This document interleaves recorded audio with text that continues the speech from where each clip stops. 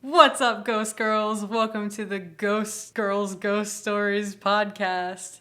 Very long title. I'm your host, Abby. Sophia. Madison. There we go. So I guess we'll start out with saying what got us into ghosts and what got us to join this podcast. I've always had an interest in the macabre since a very young age, and I found out that Abby had an already established YouTube channel of the same name, Ghost Girls.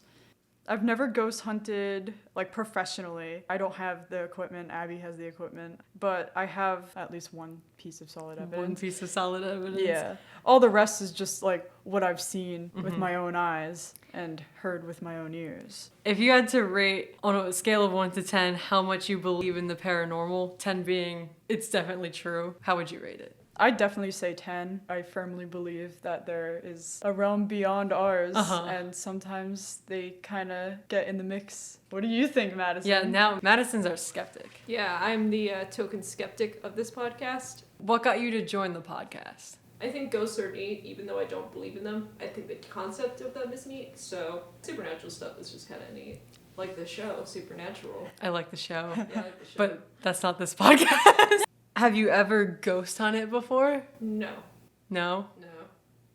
Man. We'll have to change that. We will be. We will be ghost hunting. Yes. If you had to rate your believability on a scale of 1 to 10, how would you rate it?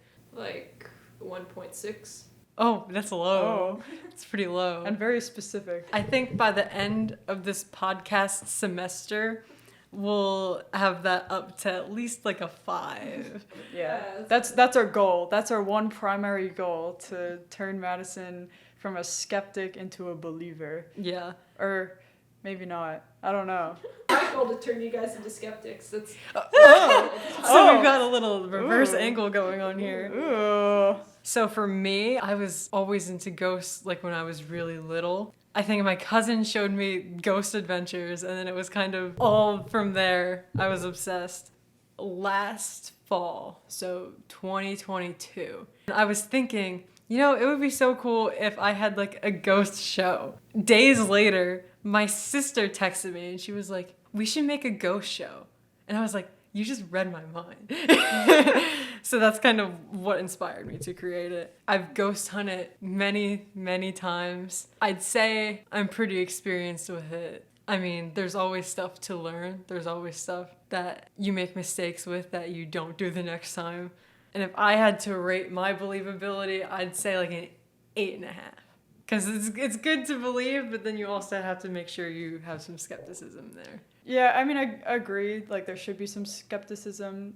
A lot of things can be debunked, like they do on Ghost Adventures, but I'm a firm believer, and I just feel like there's something out there. There's something out there. So what is the meaning behind the name, other than the obvious part? So I have 2 friends back at home, Kylie and Livy, shout out to them. And we would always go ghost hunting before the channel was formed. It was my dad that one day just called us the Ghost Girls, and it kind of just stuck. Aww. And so now I've taken it from there's the Ghost Girls there to Ghost Girls, the brand, the concept. The brand! the brand. I've commercialized. I've commercialized Yes. it. So what do we do besides podcasts? Obviously, we go ghost hunting. We tell our stories. We react to the things that we find, the evidence that we get. How did the podcast come to be? The podcast, I guess it came to be because of this class, the content creation class. Shout out to Kennedy. Hi, Kennedy.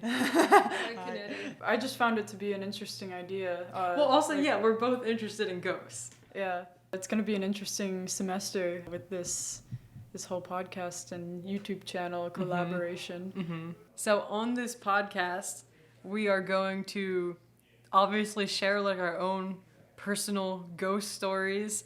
And that could be from any investigations we've been on, or just anything we've encountered in our day-to-day life that we weren't looking for. We're going to also present any evidence that we have gathered and try to convince Madison over here that ghosts are real, even though she's trying to do the opposite. That's me. Yeah, so I also thought of an idea to revamp a documentary that I made in high school about Weird New Jersey. So for context, Weird New Jersey is a magazine chronicle that I've been obsessed with since elementary school. I've been to a lot of the sites in New Jersey. It's very interesting learning about the history and just seeing just plain weird stuff all around the state that I grew up in. I love taking people to these places, so that is why I really want to take the Ghost Girls on like a mini road trip of North Jersey to try and overall share the lore. Yeah. Because a lot of the sites are not really well known, like such sites being the Devil's Tree and the Devil's Tower. What's that one road we were All talking devils about? related. Oh, Pig Lady Road? Or That one, and then there was the other one. Clinton Road? Clinton Road. Yeah. Clinton Road. Yeah, I've been there a few times. It's not really all that haunted necessarily. All those stories were from the 70s. When people were on drugs. Yeah, a lot of drugs. I think any road can be scary enough if you go at night. No lights on the road, and it's just very dark in the middle of the woods with lots of twists and turns for almost 10 miles. I think that's how long the road actually lasts. Yeah.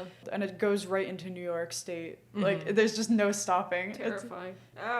But yeah, I definitely wanted to revamp the documentary I made in high school. I wanted to call back some of the people I interviewed in that documentary because they're still heavily into Weird New Jersey. It'll be a fun way to bond with the Ghost Girls and gather evidence or lack thereof. I guess we'll start with Madison since she's the skeptic over I here. don't know why I keep waving. So your believability rating was like a 1.5, right? Hey, 1.2. So I do 1.2. It was Is it not 1.6, I pass? thought. There's a little something out there that has you believing. So what have you ever witnessed that you don't have an explanation for?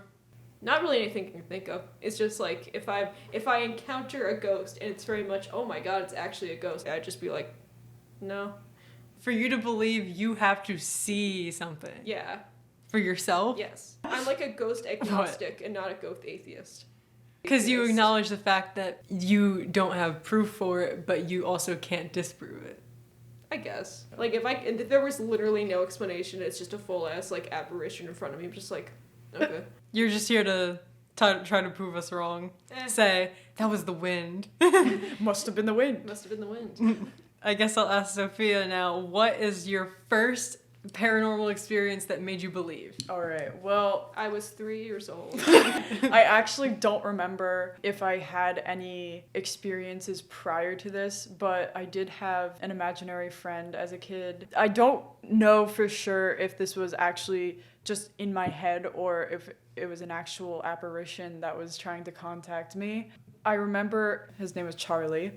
And he appeared to me in a dream one night. He started appearing in my room at 2 a.m. every single morning. What a creep. He was like in his teens, and What a creep. he had scars all over his face, and he would be holding a knife. He would never do anything with the knife. He would just be holding it, and he would only harm himself. We would just have conversations. I don't know what about because I just don't remember. I was a kid and it was 2 a.m. Ultimately, he started showing up at my school. What a creep. And I would see him at recess by the swings and he would just be watching me play with my friends and everything. We should cancel Charlie. We should. But wait, there's more. I had a dream about Charlie. It was the last time I ever saw him. He was in a very dark room. He fell to his knees and he had the knife with him and there was like a single spotlight on him. It was very like cinematic. I don't know why. I guess my brain was thinking that way from a very young age. Trigger warning again. I just witnessed him like just plunge the knife into his heart and he died. Oh, man. Again. Yeah, I guess again. I don't know. What a creep. I don't really have any like evidence that he was actually a ghost or anything, but it was just rather screwed up that my imaginary friend would have been looking like that. How you know? old were you? I was very young. I was in like first grade or second grade. Not maybe. even like old enough to like know that people could do that to And themselves. yeah, Yeah. that and not old enough to have been exposed to anything remotely that scary. Yeah. Because my mom would like shelter me from a lot of horror films. But yeah, for little me to think of something that screwed up. I just don't really believe that I had the capability of doing that as a kid. Somehow deep down, I think that it might have been a paranormal experience, but I have never seen him again since I had that dream about him. It's strange that I still even remember that, because that's like one of the only like vivid childhood memories that I have. Children see things. Yeah. Mine was really uncreative. It was like Bulbasaur. Bulbasaur? It was just a Bulbasaur. Oh. I didn't have an imaginary friend, but I had the woman in the closet. She wasn't a ghost though. She was just clothes that were like shaped almost kind of like a woman, and my childhood imagination just ran with it. So it was in my mom's room too. So whenever I was in there, I'd be like, "You need to close the closet door." That's actually terrifying. But like if I heard a child talking about a woman in the closet, I would like call an exorcist. I don't know. Yeah, it wasn't paranormal though, because I remember it and it was not a ghost. Well, I'm glad you didn't have like some woman in your closet. Yeah, Like thanks. It was maybe my sophomore or junior year of high school. I was in like a film class, and we, for one of our projects, decided to go ghost hunting. And we went to like 3 different like firehouses. And the first 2, absolutely nothing. So like that kind of set me up for the night being like, oh yeah, there's no ghosts. And then we went to the last one, and it wasn't a firehouse anymore. It had turned into like some type of dance studio, but like we still had access to it. And it was just us in this place. And we're on the first floor. And you can hear people walking or moving things above us. There's only one other floor. So we go up there and we look around. There's no one up there. And then while we're up there, we start hearing the same thing, but below us. So we go back down and we're looking around. No. So I had the spirit box. There was like this one little closet that we were like, you know what? Me and my friend Kylie, we're just gonna like close the door in here, go in the complete dark, and see what we get on the spirit box. Something like touched her, and it was enough for her to smack my arm and make me drop the spirit box and like almost break it. 2 of the firemen had come to like join us at some point, and we did a spirit box session with them, and like we got the name like Reds. And Reds is the name of one of their old firefighter friends that had passed away. Aww. And then we got piano music, and he used to always play the piano. After that, we were back upstairs, and we were looking down the staircase. All of us could like see like a hand almost in like the darkness. Like it was really weird, because like I can't describe it in a way that seems realistic.